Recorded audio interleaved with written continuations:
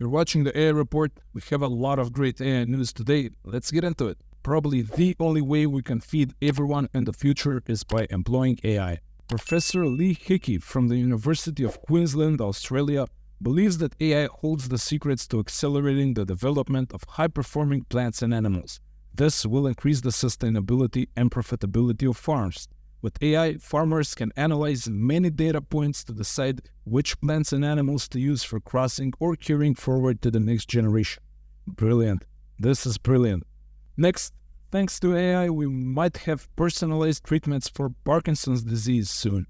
Scientists from Francis Crick Institute and UCL Queen Square Institute of Neurology have discovered 4 subtypes of the disease, which makes it easier to develop custom treatment options. In other beautiful AI healthcare news, researchers from the German Cancer Research Center develop an AI system that can classify white and red blood cells in microscopic images. It discovers abnormal shapes in them and thus helps diagnose blood disorders.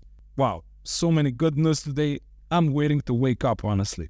And in even more great news, Banfield Pet Hospital, the biggest vet clinic chain in the US, introduces an AI-powered dog monitor that will track your dog's health, help you determine its caloric intake, create a customized fitness plan, detect skin and allergy problems by tracking scratching patterns and frequency, and even provide a read on the animal's emotional well-being by analyzing real-time data. Well, in many cases, healthcare for pets is already a much more important issue than healthcare for humans. I guess AI won't change that. No, but seriously, this is great news. I believe this device is not the first of its kind, but it definitely sounds useful. Next, the Department of Defense is forming a generative AI task force tasked with harnessing the power of AI in a strategic and responsible manner and leading the charge in AI innovation. The task force is nicknamed Lima and will be directed by Deputy Secretary of Defense Dr. Kathleen Hicks. This is how we know that the potential of AI is awesome. Even the government wants a piece, and all of these military people are trying to find ways to use it. And finally, the New York Times doesn't want its data used for training AIs. They've updated their terms to prohibit their content from being used to train large language models. Okay, fair enough. Publishers should have this right. I don't think they're gaining a lot by this, however. Their data will not be used, but there are still millions of publishers whose data will be used, either because the publishers want AI to thrive or because they simply don't care or don't even know what's going on.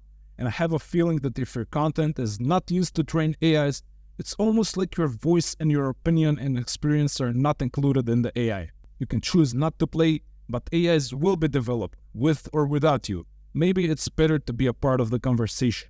That said, I still think there should be some sort of compensation structure in place, simply because by allowing AIs to be trained on your data, your style, your voice, you're effectively enabling your replacement. I mean, if you are already getting a bad dating experience, let's just say, then your date should probably at least buy you dinner. And that's the way it is.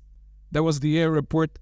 Mostly good news today. Like and subscribe if you're in favor of a better world, and I will see you tomorrow.